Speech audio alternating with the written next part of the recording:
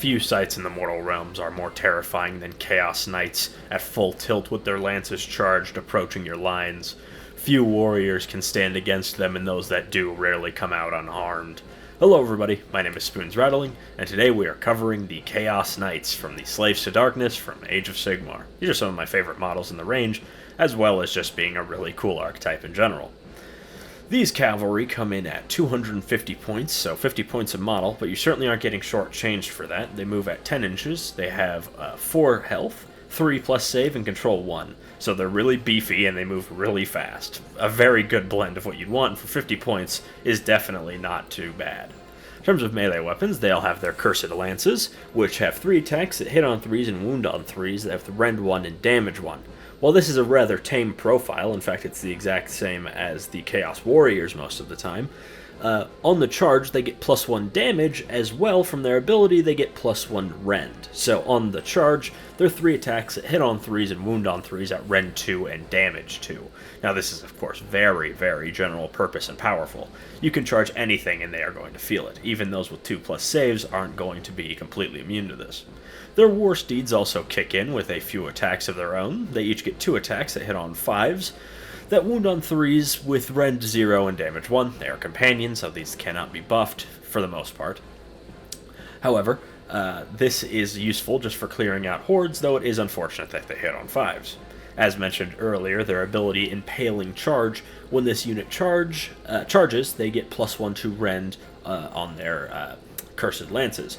Of course, they also have standard command. They get 1 champion, 1 out of 5 standard bearers, and 1 out of 5 musicians. These are, of course, very useful for them. The musician gives you a better chance at making a unit or a model stand back up. The standard bearer brings them up to control 2, which is very useful. And the champion, of course, just gets an extra attack on his Cursed Lance, which is good because it's such a general purpose profile. Now, we're actually going to move on to their best use. And what I think their best use actually would be is quite simple. So the Chaos Knights come in with a very useful blend of things. They're blazing fast at 10 inches.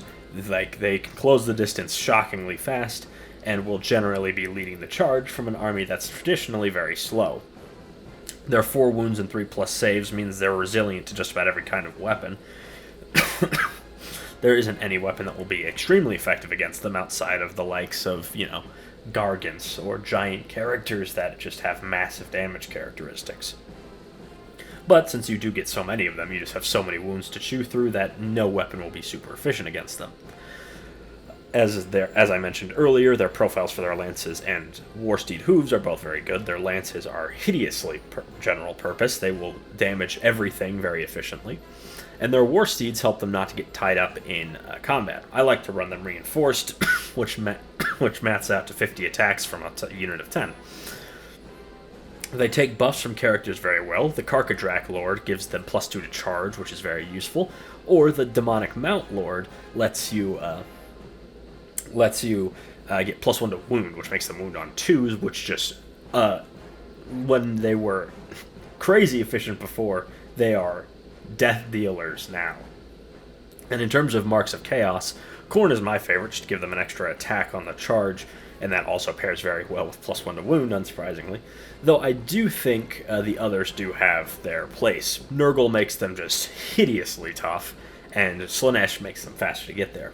Though I prefer Khorne because Khorne lets them drag down just about anything. Even Gargants aren't safe from them with their huge wound counts. They'll often just be pierced down by the lances themselves.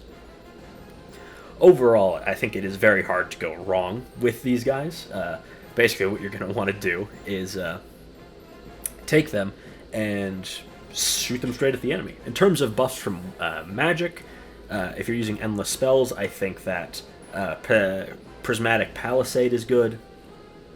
And of course, from their own magic lore, the Demonic Speed to give them an extra charge dice is invaluable and will make them extremely efficient at getting in. Anyways, I've been Spoons Rattling. I hope you enjoyed this video. Make sure to like, comment, and subscribe, and I'll see you all next time.